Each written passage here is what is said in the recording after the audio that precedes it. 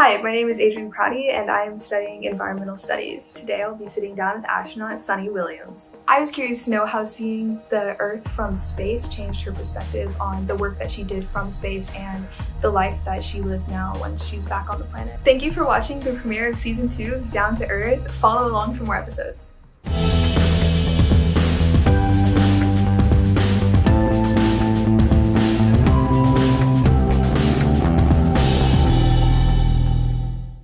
So I have a few questions, as you might guess. And to start with, I'd like to know, what is one thing about living and working in space that most people who have never been to space might not know about or understand? Well, that's a good question, and I'm not just saying that to fill time. There's a whole bunch of interesting things to talk about. I think probably people think it's pretty nice that you can go and float around up there.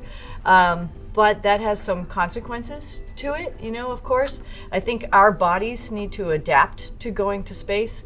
The initial getting to space, whoa, it's a big adaptation, but you feel like we're there. Okay, so now I can float around. Okay, maybe I'm a little clumsy. But I think what people don't recognize is your whole being starts to adapt, and it does take time. Folks had said in the past that maybe a month. I didn't believe it. I think most people don't believe it. But you can really see how people become so natural up in space after about a month, and how smoothly they fly. And actually how that translated to me as a reality, it was like, I don't know what it would be like to walk. When I was up there was, through the center of the stack, there was a module that went down, and that was essentially our closet, but it was pretty deep. It was probably like 30 feet down, and I'd float right over it, and I was thinking to myself, I don't even think twice about this. If I was walking, I'd be like, oh, what do I have to do here? And I actually sort of forgot what it was like to walk around. That your body, your brain, your body can all just sort of live or change to the environment that you're in. I thought that was pretty fascinating. That does, it reminds me of the videos that you can see of astronauts when they come back and they're holding something and let go, and then it just falls. Mm-hmm. Yep. That's always one time, and then you go, okay, I got it. Now gravity is back. Yes. It also reminds me of if you're ever on a boat for an extended period and you get back on land and then you have the sea legs. Yep, exactly.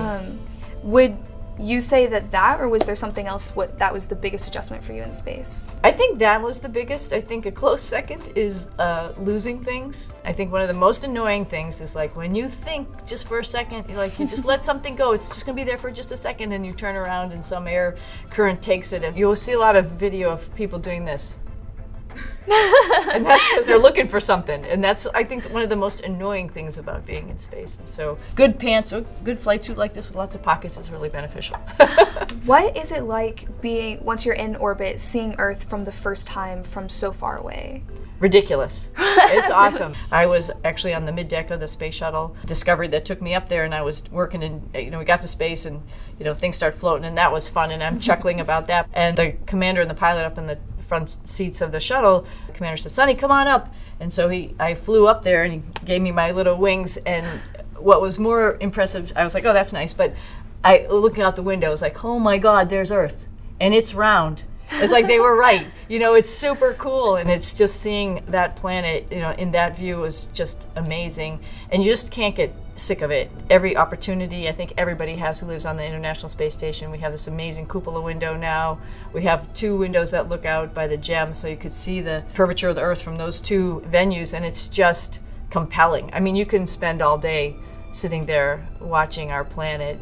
Another transition, sort of like your body adapting. Initially, I was always trying to find places that I knew, of course, like Houston, or where I grew up in Massachusetts, or where my dad was from in India, highlighting little pieces and parts of the Earth for the people, which is, of course, very important. Mm-hmm. But after time, I think I started getting more joy out of looking at our planet as a planet.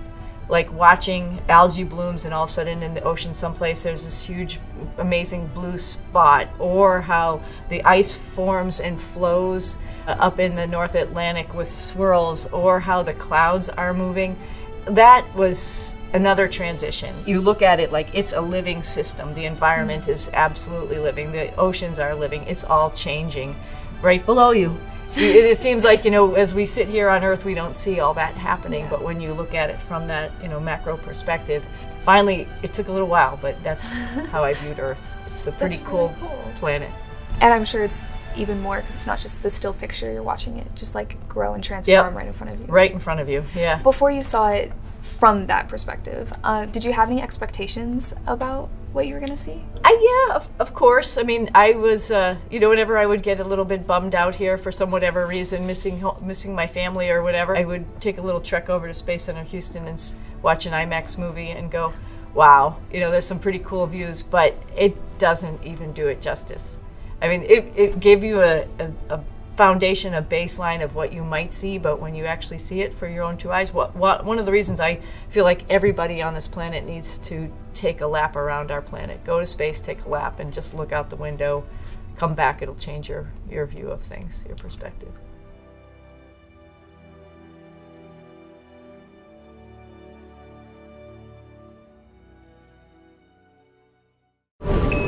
Subscribe for more space.